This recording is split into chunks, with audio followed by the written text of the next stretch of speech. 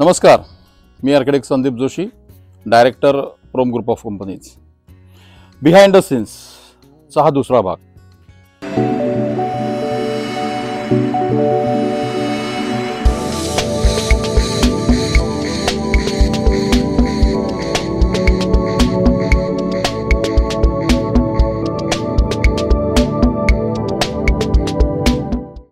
आजच्या भागामध्ये आपण काय समजून घेणार आहोत तर रेरा संदर्भातली माहिती आणि रजिस्ट्रेशनचे जे नियम आहेत त्यातल्या काही गोष्टी आणि जीएसटी म्हणजे ओव्हरऑल प्रोजेक्टसाठी लागणाऱ्या ह्या गोष्टी त्याच्याबद्दल आज आपण माहिती करून घेऊया, जी माहिती तुम्हाला असणं गरजेचं आहे. आता रेरा, महारेरा म्हणजे आपला हा महाराष्ट्रासाठी असलेला रिअल इस्टेट रेग्युलेटरी ॲक्ट, ह्याच्यामध्ये काय काय गोष्टी सांगितलेल्या आहेत किंवा एखाद्या प्रोजेक्टच्यासाठी तुम्हाला त्यातल्या काय गोष्टी माहिती असणं गरजेचं आहे. म्हणजे आम्हाला रेराचं सँक्शन घेण्यासाठी काय काय गोष्टी करायला लागतात ह्या पण त्याच्यामध्ये येतील. आता ज्या वेळेला जे मागच्या भागात मी तुम्हाला सांगितलं की आता आम्हाला अप्रुव्हल सगळी आपल्याला आलेली आहे आणि अप्रुव्हल आल्यानंतर मग रेराची प्रोसेस चालू होते. रेरासाठी आपल्याला ते आम्हाला रजिस्ट्रेशन घ्यावं लागतं त्या प्रोजेक्टचं आणि ते रजिस्ट्रेशन घेत असताना संपूर्ण कुंडली म्हणजे त्या बिल्डरची संपूर्ण कुंडली ही त्या रेरामध्ये आपल्याला द्यावी लागते. म्हणजे त्या ती कंपनी एक तर कोणती आहे, प्रायव्हेट लिमिटेड कंपनी आहे, LLP आहे किंवा अजून काही, तर ती सगळी माहिती, त्याच्यामध्ये कोण कोण डायरेक्टर्स आहेत, कोण कोण भागीदार आहेत, त्यांच्या संदर्भातली सगळी माहिती, इव्हन ह्या प्रोजेक्टसाठी तुम्ही काही लोन्स घेतलेली आहेत का, म्हणजे जमिनीसाठी काही लोन्स घेतलेली आहेत का वगैरे वगैरे, ही पण सगळी माहिती ही रेरामध्ये जाते. दुसरी गोष्ट, त्या प्रोजेक्टची सगळी कागदपत्र ही त्याच्यामध्ये अपलोड करावी लागतात. सगळी सातबाऱ्यापासून ते तुमचं फेरफार उतारे, 8चा उतारा, अगदी तुमच्या सगळ्या permissions, NA permission, bungalow permission, सगळ्या गोष्टी ह्या तुम्हाला त्याच्यामध्ये आपल्याला द्याव्या लागतात. त्या तिथे त्या फीड कराव्या लागतात. आता हे करत असताना म्हणजे आता जसं मी म्हटलं की हा इंद्रधनु पितांबरी इंद्रधनु पिलेचा जो प्रकल्प आहे किंवा आमचा नक्षत्राचा जो प्रकल्प आहे हा प्लॉटिंग स्कीमच्या अंडर आणि त्याच्यानंतर मग त्याच्यावर बंगलोंचं जे सगळं सँक्शनिंग झालेलं आहे, तर हे जे प्लॅन्स जे सँक्शन झालेले आहेत हे प्रांत ऑफिसमधनं, सब डिव्हिजन ऑफिस दापोलीमधनं सँक्शन झालेले आहेत. त्याचा जो रेफरन्स होता तो सगळा टाउन प्लॅनिंग रत्नागिरीमधून आलेला होता. त्यानुसार आता हे सगळे प्लॅन्स आम्हाला तिथे अपलोड करावे लागतात आणि हे प्लॅन जे आम्ही अपलोड करतो नुसतं तेवढंच नाही, आता उद्या एखादं कोणी त्याच्यामध्ये म्हणतात बनावट असे प्लॅन्स तयार करून सुद्धा अपलोड करू शकतात. मग काय, मग त्याच्यासाठी ज्या अथॉरिटीनी ते प्लॅन सँक्शन केलेले आहेत त्या अथॉरिटीनी सुद्धा पहिली गोष्ट रेराचं जे रत्नागिरीचं ऑफिस आहे तिथे त्यांना मेल करायला लागतो की हा आमच्या ऑफिसचा ऑफिशियल मेल आहे, म्हणजे प्रांत ऑफिसचा हा आमचा ऑफिशियल मेल ID आहे आणि ह्या प्रोजेक्ट संदर्भात आमच्या ज्या काही सूचना असतील त्या ह्याच मेल ID वरून तुम्हाला येतील. हे असं एक लेटर तिथे त्यांना पाठवायला लागतं. ते लेटर पाठवल्यानंतर आता ह्या प्रोजेक्टचे जे प्लॅन आम्ही तिथे अपलोड केले होते रेराला, तर ते सगळे प्लॅन्स हे प्रांत ऑफिसला सुद्धा त्यांच्या त्या ऑफिशियल मेल ID वरून रेराला पाठवावे लागतात. ते पाठवलेले जेव्हा प्लॅन्स रेरामध्ये चेक केले जातात की बिल्डरनी त्याच्यामध्ये जे प्लॅन्स दिले होते ते आणि ऑथॉरिटीकडून आलेले प्लॅन्स बरोबर आहेत की नाही, हे त्या सगळ्या गोष्टी बघितल्या जातात.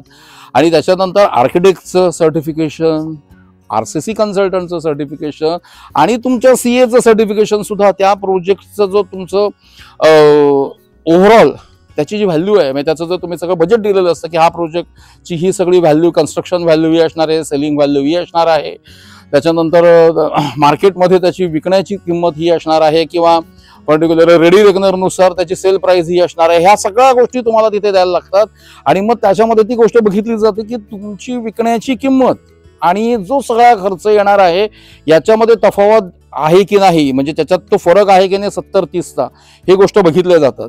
आणि मग त्यांना दिसलं की त्याच्यामध्ये ह्याच्यातनं होणारा जे इन्कम आहे आणि जो होणारा खर्च आहे याच्यामध्ये ते अंतर आहे कुठेतरी 70% एक्सपेन्सेस आणि 30% मग बाकीच्या गोष्टींसाठी, तेव्हाच त्याला मंजुरी मिळते. आणि मग त्याच्यामध्ये असं असतं की जे पैसे त्या ग्राहकाकडून येतात 3 अकाउंट्स ओपन करावे लागतात. 3 अकाउंट्स. एक जे अकाउंट असतं ते ट्रान्झॅक्शन अकाउंट असतं की त्या अकाउंटमध्ये बाय डिफॉल्ट तुमचे पैसे येतात, त्याला बिल्डर हात डायरेक्ट लागू शकत नाही. तर त्या ट्रान्झॅक्शन अकाउंटमधनं मग ते जे पैसे असतात ते रेराचं एक वेगळं अकाउंट असतं तुमचं. पहिलं म्हणजे ट्रान्झॅक्शन म्हणण्यापेक्षा तर मी कलेक्शन अकाउंट म्हणेल की त्याच्यामध्ये ते पैसे जमा होतात. त्या कलेक्शन अकाउंटमधनं 70% जी रक्कम असते ती रेरा अकाउंटला ऑटोमॅटिकली बँकेकडूनच ट्रान्सफर केली जाते. म्हणजे ज्याला तुमचं प्रोजेक्ट तुम्ही ज्याला करत असता त्याला तुम्हाला एका पर्टिक्युलरली बँकेमध्ये तुमची 3 अकाउंट्स तुम्हाला ओपन करावीच लागतात. एक कलेक्शन अकाउंट, ट्रान्झॅक्शन अकाउंट आणि रेरा अकाउंट. रेरा अकाउंटमध्ये 70%, ट्रान्झॅक्शन अकाउंट म्हणजे तुमचं जे रेग्युलर अकाउंट आहे त्या बिल्डरचं त्याच्यामध्ये 30% रक्कम जाते. त्या 70% जी तुमची रक्कम रेरामध्ये जी असते त्याच्यामधूनच तुमचा सगळा कन्स्ट्रक्शनचा खर्च तुम्हाला करावा लागतो. फक्त प्रोजेक्टसाठी लागणारा जो आहे तो, त्याच्यामधून तुम्ही इतर गोष्टी म्हणजे त्या पर्टिक्युलरली प्रोजेक्टशी रिलेटेड असणारं जर लेबर पेमेंट्स वगैरे ह्याच गोष्टी करू शकता. बाकीचे तुमचे मार्केटिंग वगैरे ह्या सगळ्याचे खर्च तुम्हाला त्याच्यातून करता येत नाहीत.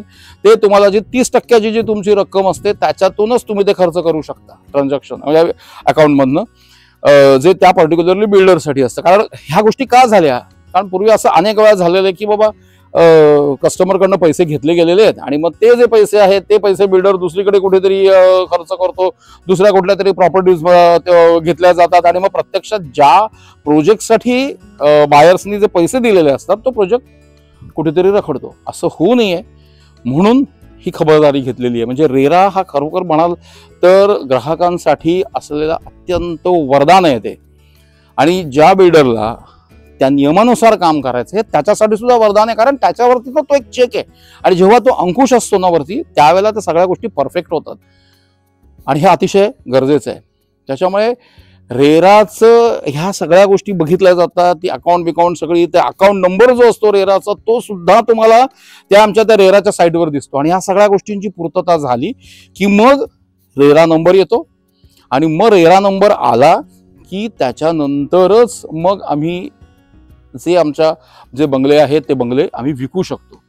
आता तो रेरा नंबर जो आहे तो रेरा नंबर आता आम्हाला ज्याला आम्ही मार्केटिंगसाठी वेगवेगळ्या ठिकाणी कुठे ॲडव्हर्टाइजमेंट करतो किंवा होल्डिंग लावतो तर त्या होल्डिंगवरती त्या प्रोजेक्टचा तो रेरा नंबर हा कंपल्सरी असायला लागतो आणि परत त्या ठिकाणी एक स्कॅनर कोड दिलेला असतो की तो पण त्याच्यावरती असणं गरजेचं असतं. म्हणजे तुम्ही तो स्कॅन केलात तुमच्या मोबाईलमधनं की तुम्हाला त्या प्रोजेक्ट विषयीची सगळी इन्फॉर्मेशन मिळू शकते आणि हे त्या ग्राहकाच्यासाठीच केलेलं आहे रेरानी. म्हणजे उगाच कोणी काही सांगू नाही शकत की आमचा प्रोजेक्ट असा आहे, इथून तो सँक्शन झालेला आहे, आम्ही हे करणार आहोत ते करणार आहोत. तर रेरामध्ये तुमची सगळी कुंडली समोर असते. तुम्ही काय करणार आहात, कुठल्या गोष्टी आहेत, त्यांचे इव्हन तुमच्या त्या बंगलोचे एरिया किती आहे, प्लॉटचे एरिया किती आहे, त्या सगळ्या गोष्टी त्याच्यामध्ये असतात. कोणीही ग्राहकाला फसू शकत नाही या सगळ्या गोष्टी ज्या असतात त्याला. आणि दुसरी गोष्ट कसं आहे की नुसतं इथपर्यंतच येऊन थांबलेलं नाहीये की सँक्शन रेरामध्ये झालं आणि आता पुढे ठीक आहे मग पुढे बिल्डर कसंही करेल असं नाही. दर 3 महिन्यांनी आता झालं ते सँक्शन झालं, आता त्याच्यानंतर दर 3 महिन्यांनी रेराच्या त्या साईटवरती ह्या जो आमच्या साईटचा जो प्रोग्रेस असतो तो आम्हाला अपलोड करावा लागतो. या 3 महिन्यामध्ये किती पैसे आले, किती बुकिंग झाली, त्या कलेक्शन अकाउंटमध्ये किती पैसे, ते रेराच्या अकाउंटमध्ये किती गेले आणि रेराच्या अकाउंटमध्ये जे पैसे गेले ते, आणि तुमचा जो कन्स्ट्रक्शनचा जो प्रोग्रेस झालेला आहे तो प्रोग्रेस पर्सेंटेज वाईज किती झाला हे दाखवावं लागतं. हे आर्किटेक्ट सर्टिफाय करतो, RCC कन्सल्टंट सर्टिफाय करतो, CA पण तो सर्टिफाय करतो आणि तुमचा झालेला खर्च आणि तुमचं जे अकाउंट आहे त्या अकाउंटमध्ये झालेला खर्च ह्या दोन्ही गोष्टी टॅली व्हायला लागतात आणि त्याच्यानंतरच तुमचं गाडं पुढे सरकतं. जर समजा हे कुठे नसेल तर मग रेरामधून तुम्हाला इन्क्वायरी येऊ शकते. पण आम्ही ज्या वेळेला गेली म्हणजे इतके वर्ष आता हे करतोय, म्हणजे रेराचा जो नियम आला त्या नियमानंतर आमचा कुटुंब हा प्रोजेक्ट आहे किंवा आता हा इंद्रधनुचा प्रकल्प आहे किंवा नक्षत्राचा आहे, आम्ही या सगळ्या गोष्टी तंतोतंत पाळतो. ह्या सगळ्या गोष्टी, आणि त्याच्यामुळे काय होतं एक लक्षात घ्या की ह्या सगळ्या गोष्टींचा अंकुश असल्यामुळे ना तुम्ही पर्टिक्युलर असता आणि सतत त्या ज्या गोष्टी असतात त्या सिस्टीमने तुम्ही काम करत असता आणि हे खूप अत्यंत गरजेचं आहे. ते रेरामध्ये या सगळ्यात महत्त्वाच्या गोष्टी आहेत ते लक्षात घ्या. म्हणजे तो एक अंकुश आहे जो बिल्डरवरती सरकारने ठेवलेला आहे तो रेराच्या माध्यमातून. तर मला वाटतं रेरामधली ही जी माहिती आहे एवढी आत्ता सध्या तुम्हाला पुरेशी आहे. आता त्याच्यानंतर पुढचं काय, तर त्याच्यानंतर जो एक आहे तो म्हणजे रजिस्ट्रेशन. म्हणजे आज तुम्ही आमच्याकडे बंगला बुक केला, तो बंगला म्हणजे आता जर समजा ह्या प्रोजेक्ट बाबत बोलायचं झालं, पितांबरी इंद्रधनु विलेज किंवा आमचा जो नक्षत्र प्रोजेक्ट आहे त्याच्यामध्ये प्लॉटिंग स्कीम मधले हे जे प्रोजेक्ट्स आहेत म्हणजे NA प्लॉटिंग स्कीम मधले, तर ज्यावेळेला तुम्ही आमच्याकडे येता त्यावेळेला त्या प्रोजेक्टच्या संदर्भातले सगळे डॉक्युमेंट्स आम्ही तुम्हाला दाखवतोच. तुम्ही रेराच्या साईडवरून त्या सगळ्या गोष्टी बघताच. आता तुम्हाला त्याच्यामध्ये तो बंगला बुक करायचा आहे, त्याच्यामध्ये इव्हन रेरामध्ये हे पण आहे, म्हणजे आम्हाला त्याच्यामध्ये आम्ही काय काय अम्युनिटीज देणार आहोत त्या पण त्याच्यात स्पेसिफाय असतात आणि त्या अम्युनिटीज ह्या द्याव्या लागतात. आणि दुसरी गोष्ट, त्या रेराच्या साईडवरती आम्हाला प्रोजेक्टची कम्प्लिशन डेट पण टाकायला लागते आणि त्या प्रोजेक्टच्या कम्प्लिशन डेटच्या आतच या सगळ्या गोष्टी आम्हाला पूर्ण करायला लागतात. आता आमच्या बाबतीत तो प्रकार नाही, कारण आम्ही तुमचं बुकिंग झाल्यापासून साधारणपणे वर्ष ते 1.25 वर्षामध्ये आम्ही तुम्हाला पोझिशन देतो, त्याच्यापेक्षा जास्त वेळ नाही लागत करायला. तर रजिस्ट्रेशनच्या संदर्भात जे आता मी तुम्हाला सांगतोय की आता प्लॉट तुम्ही आमच्या म्हणजे प्लॉट विथ बंगला तुम्ही आमच्याकडनं घेतलात की आम्ही तुम्हाला ती जी किंमत असते त्या किमतीला तो तुम्हाला आम्ही विकलेला असतो. त्यामध्ये त्या सगळ्या म्हणजे त्या प्लॉटची किंमत एक वेगळी आम्ही तुम्हाला दाखवतो आणि बंगल्याची किंमत अशी मिळून ते कन्सॉलिडेटेड किंमत असते.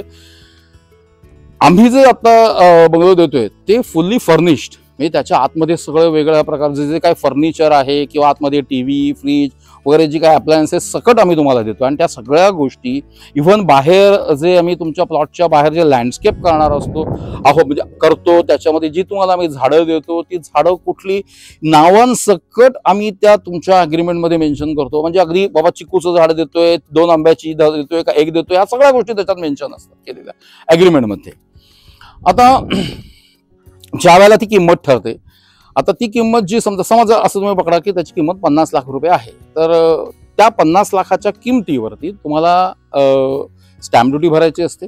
आणि स्टॅम्प ड्युटी भरत असताना मग 5% स्टॅम्प ड्युटी, 1% रजिस्ट्रेशन फी असते, त्याच्यामध्ये 1% किंवा मॅक्झिमम 30,000 त्याच्यामध्ये, की समजा 50 लाखावर 1% म्हणजे 50, पण रजिस्ट्रेशन फी मॅक्झिमम 30,000 रुपये असते. तर 5 लाखावरती 50 लाखावरती 5% म्हणजे 25 2.5 लाख रुपये होतात आणि 30,000 रुपये रजिस्ट्रेशन फी आहे. हे तुम्हाला त्याच्यामध्ये भरायचं असतं. आणि मग ते जे रजिस्ट्रेशन होतं त्यावेळेला सुरुवातीला तुमचं जे होतं ते ॲग्रीमेंट टू सेल, ज्याला आपण मराठीत साठे खत म्हणतो, की त्यावेळेला तुम्हाला सगळी ती स्टॅम्प ड्युटी भरून ते जे रजिस्ट्रेशन होतं त्या रजिस्ट्रेशनच्या वेळेला रेराच्या नियमानुसार तुम्हाला 10% रक्कम भरावी लागते. आणि तो जो काही फॉर्मॅट आहे ना ॲग्रीमेंटचा, तो सुद्धा रेराने प्रिस्क्राईब केलेला आहे. तर त्याच्यानुसार जेव्हा तुमचं रजिस्ट्रेशन होतं ते रजिस्ट्रेशनमध्ये त्या डॉक्युमेंटमध्ये सगळ्या त्या स्टेप्स लिहिलेल्या असतात की बाबा प्लिंथ आहे, मग फर्स्ट स्लॅब आहे, सेकंड स्लॅब असेल, जर ग्राउंड प्लस 1चं स्ट्रक्चर असेल तर इंटरनल वर्क आहे. त्या रेराच्या ज्या स्टेप्स दिलेल्या आहेत त्यांनी, त्या पण रेराने प्रिस्क्राईब केलेल्या आहेत. जवळजवळ 6 स्टेप्स आहेत त्या वेळेला मग तेथे पैसे तुम्हाला द्यावे लागतात. आता समजा तुम्ही जर समजा लोनसाठी जात असाल तर मग आम्ही हे जे सगळं डॉक्युमेंटेशन आहे हे देऊन आम्ही काही मान्यवर बँकांकडून आम्ही आमचा प्रोजेक्ट पण सँक्शन करून घेतलेला आहे. जसं आता हा जो इंद्रधनुचा जो प्रोजेक्ट आहे, हा प्रोजेक्ट पण म्हणजे आता ह्याच्यामध्ये ज्या लोकांनी बंगले बुक केलेले आहेत त्यांनी त्याच्यामध्ये SBI मधून पण त्यांना लोन मिळालेला आहे किंवा बँक ऑफ महाराष्ट्राकडून त्यांना लोन मिळालेलं आहे. अशा वेगवेगळ्या मान्यताप्राप्त बँकांकडून लोकांनी लोन घेतलेली आहेत आणि आम्ही तो प्रोजेक्ट पण त्यांना सँक्शन करून घेतलेला आहे. तर मग हे ॲग्रीमेंट जे आहे ते ॲग्रीमेंट झाल्यानंतर मग बँकेकडून तुम्हाला लोन मिळतं. आणि सगळं जेव्हा ते पैसे पूर्ण होतात त्यावेळेला मग अजून एक आपल्याला डॉक्युमेंट करायला लागतं, ते म्हणजे सेल त्याला आपण खरेदी खत म्हणतो. ते खरेदी खत ज्यावेळेला होतं त्यावेळेला तुमच्याकडनं सगळी रक्कम आमच्याकडे आलेली असते आणि मग त्यावेळेला तुम्हाला वेगळी स्टॅम्प ड्युटी भरायची नसते, कारण ऑलरेडी तुम्ही स्टॅम्प ड्युटी भरलेली आहे. 500 रुपयाचा स्टॅम्प पेपरवरती ते सेल डीड होतं. आणि मग त्याचं रजिस्ट्रेशन झालं की मग ते जे डॉक्युमेंट आहेत ते आम्हाला सबमिट करावं लागतं सर्कल ऑफिसमध्ये. आणि मग सर्कल ऑफिसमध्ये ते सबमिट केल्यानंतर मग तुमच्या नावाने स्वतंत्र 7/12चा उतारा तयार होतो आणि मग ती प्रोसेस पूर्ण होते. आता हे रजिस्ट्रेशनच्या संदर्भातलं झालं. आता याच्यामध्ये थोडंसं एक म्हणजे की जीएसटी कसं आणि काय, कारण तोही एक प्रकारचा टॅक्सेस आहे. आता याच्यामध्ये अफोर्डेबल हाऊसिंग हा एक प्रकार आहे, जो आमचा हा इंद्रधनु किंवा नक्षत्र हे अफोर्डेबल हाऊसिंगच्या अंडर येतात. आता अफोर्डेबल हाऊसिंग म्हणजे काय, तर ज्या प्रकल्पामधले 51% जास्त घरं, ज्याचा एरिया 90 स्क्वेअर मीटरपेक्षा कमी म्हणजे 968 स्क्वेअर फूटपेक्षा कमी आणि ज्याची किंमत 45 लाखांपेक्षा कमी असेल तर तो प्रोजेक्ट हा अफोर्डेबल च्या अंडर येतो, अफोर्डेबल स्कीमच्या अंडर येतो. आणि ज्याची किंमत 45 लाखांपेक्षा जास्त आहे त्यांना 5% GST आहे. आणि जर तो अफोर्डेबल हाऊसिंगच्या अंडर नसेल तर त्याला तो GST 12% जातो. तर हा फरक आहे. आणि हा जो पितांबरी इंद्रधनु विलेज प्रकल्प आहे किंवा आमचा नक्षत्र हा प्रकल्प आहे, हा अफोर्डेबल हाऊसिंगच्या अंडर आहे. म्हणजे आता मधले जे बंगले 45 लाखापेक्षा कमी किमतीचे आहेत त्यांना फक्त 1% GST आहे. याची आपण कृपया नोंद घ्या. म्हणजे जेव्हा तुम्ही म्हणजे प्लॉट सकट बंगला घेताय त्यावेळेला हा GST हा कॉम्पोनंट येतो. पण आता समजा तुम्ही एखाद्या प्लॉटिंग स्कीममध्ये जेव्हा तुम्ही प्लॉट घेता तेव्हा प्लॉटवरती GST द्यावा लागत नाही. प्लॉटवरती GST नाही आहे. समजा तुम्ही 15 लाख रुपयाला प्लॉट घेतला, पण आता नुसता प्लॉट घेऊन तर नाही ना, त्याच्यावरती पुढे जाऊन तुम्हाला बांधकाम करायचं आहे. आणि ते बांधकाम तुम्ही एखाद्या मान्यताप्राप्त कॉन्ट्रॅक्टरकडून जेव्हा करून घेता तेव्हा ते वर्क्स कॉन्ट्रॅक्टच्या अंडर जातं. आणि जेव्हा ते वर्क्स कॉन्ट्रॅक्टच्या अंडर जातं तेव्हा त्या कॉन्ट्रॅक्टरला जेव्हा तुम्ही पैसे देत असता तेव्हा त्याच्यावरती मात्र GST 18% लागतो. म्हणजे 15 लाखाच्या प्लॉटवरती तुम्हाला GST नाही आहे, पण त्याच्यावरती तुम्ही जर घर बांधत असताना त्याचा जर समजा तीची किंमत जर 35 लाख किंवा 40 लाख रुपये झाली तर त्या 40 लाख रुपयांवरती तुम्हाला 18% GST भरावा लागतो ज्या वेळेला तुम्ही अशा पद्धतीने काम करता. तर आमचे जे प्रकल्प आहेत इंद्रधनु विलेज आणि नक्षत्र या दोन्ही प्रकल्प हे अफोर्डेबल हाऊसिंगच्या अंडर आहेत, ज्याचा मध्ये GSTचा जो बेनिफिट आहे तो 1% आहे. तुम्ही त्याचा लाभ घेऊ शकता. तर हे सर्वात महत्त्वाची गोष्ट आहे. तर मला वाटतं की या आत्ताच्या भागामध्ये मी तुम्हाला जे रेराच्या संदर्भातली पण जी माहिती होती अत्यावश्यक तीही मी तुम्हाला आता सांगितली. त्याच्यानंतर रजिस्ट्रेशनच्या संदर्भात जो काही प्रकार आहे तोही मी तुम्हाला सांगितला. आणि तिसरी गोष्ट म्हणजे GSTच्या संदर्भात पण सांगितलं. आणि या 3 गोष्टी अत्यंत महत्त्वाच्या आहेत. तर जेव्हा तुम्ही कुठे दापोलीच्या परिसरामध्ये जेव्हा कुठलं प्लॉट घ्यायला जाल किंवा एखादं घर घ्यायला जाल तेव्हा ह्या गोष्टी नक्की विचारा. या गोष्टींसंदर्भात नक्की माहिती घ्या. धन्यवाद.